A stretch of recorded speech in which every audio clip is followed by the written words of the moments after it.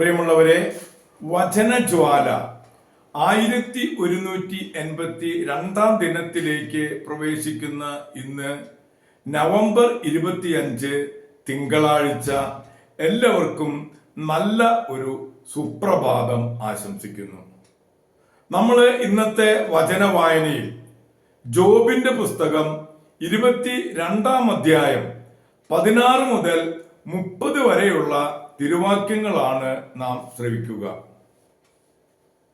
കാലം തികയുന്നതിന് മുൻപേ അവർ അപഹരിക്കപ്പെട്ടു. അവരുടെ അടിസ്ഥാനം ഒഴുകിപ്പോയി. അവർ ദൈവത്തോട് പറഞ്ഞു, ഞങ്ങളെ വിട്ടകന്നു പോകുക.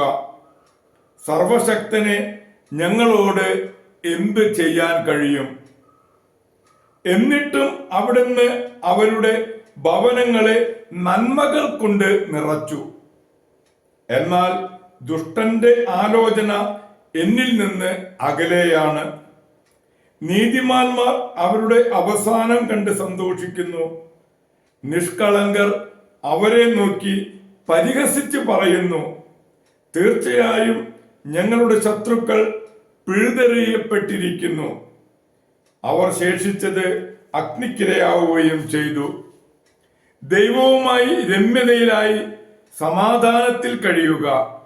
അപ്പോൾ നിനക്ക് നന്മ വരും. അവിടുത്തെ അധരങ്ങളിൽ നിന്ന് ഉപദേശം സ്വീകരിക്കുക. അവിടുത്തെ വാക്കുകൾ നിന്റെ ഹൃദയത്തിൽ സൂക്ഷിക്കുക.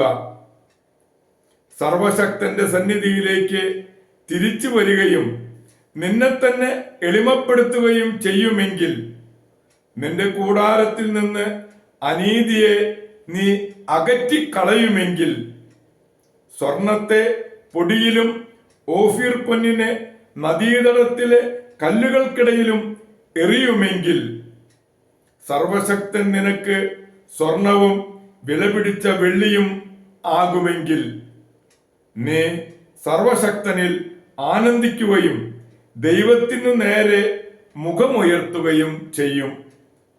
നീ അവിടുത്തോട് പ്രാർത്ഥിക്കുകയും അവിടുന്ന് ശ്രവിക്കുകയും ചെയ്യും. നിന്റെ നേർച്ചകൾ നീ നിറവേറ്റും. നീ തീരുമാനിക്കുന്ന കാര്യം നിനക്ക് സാധിച്ചു കിട്ടും. നിന്റെ പാതകൾ പ്രകാശിതമാകും. എന്തെന്നാൽ ദൈവം അഹങ്കാരിയെ താഴ്ത്തുകയും എളിയവനെ രക്ഷിക്കുകയും ചെയ്യും.